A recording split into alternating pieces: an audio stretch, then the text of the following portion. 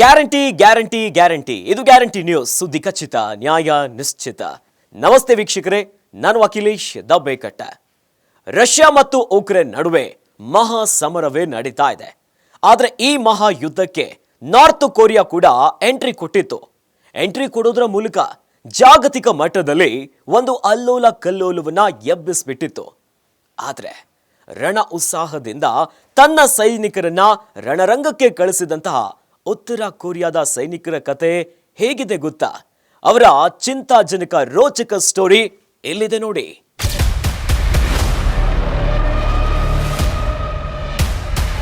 Russia ಮತ್ತು Ukraine ನಡುವೆ ಗಲಾಟೆ ನಡೀತಾ ಇದೆ. ಇನ್ನೊಂದು ಕಡೆ ನಾರ್ತ್ ಕೊರಿಯಾ ಕೂಡ ಎಂಟ್ರಿ ಕೊಟ್ಟಿದೆ.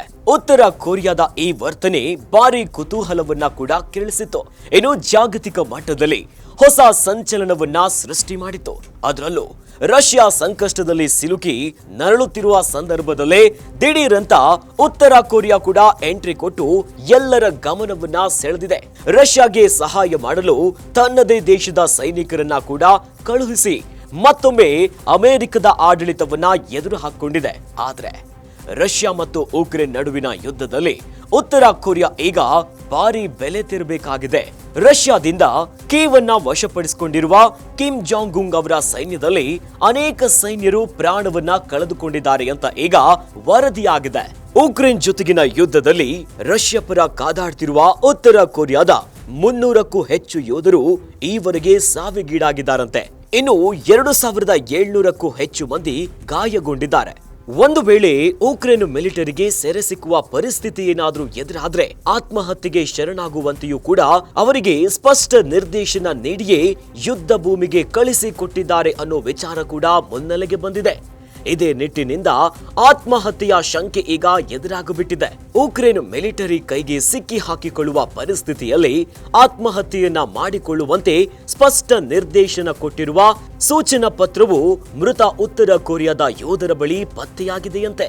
ಇನ್ನೇನು ಉಕ್ರೇನ್ ಯೋಧರ ಕೈಗೆ ಸಿಕ್ಕಿ ಹಾಕಿಕೊಳ್ಳಬೇಕು ಎನ್ನುವ ಪರಿಸ್ಥಿತಿಯಲ್ಲಿ ಉತ್ತರ ಕೊರಿಯಾದ ಅಧ್ಯಕ್ಷರ ಹೆಸರನ್ನ ಹೇಳಿ ತನ್ನ ಕೈಯಲ್ಲೇ ಹ್ಯಾಂಡ್ ಗ್ರೆನೇಡ್ ಮೂಲಕ ಆತ್ಮಹತ್ಯೆಗೆ ಯತ್ನಿಸಿದ್ದ ಅಂತ ವರದಿಯಾಗಿತ್ತು.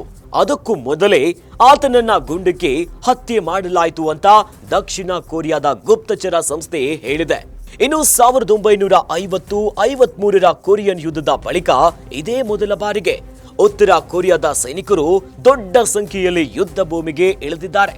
ಸದ್ಯ ರಷ್ಯಾಗೆ ಸಾಥ್ ಕೊಡಲು ಹೋಗಿ ತನ್ನ ಸೈನಿಕರನ್ನೇ ಕಳೆದುಕೊಳ್ತಾ ಅನ್ನೋ ಪ್ರಶ್ನೆ ಈಗ ಉತ್ತರ ಕೊರಿಯಾವನ್ನ ಕಾಡ್ತಾ ಇದೆ. ಈ ಮೂಲಕ ಉತ್ತರ ಕೊರಿಯಾದ ಯೋಧರ ಸ್ಥಿತಿ ಚಿಂತಾಜನಕ ಆಗಿದೆ.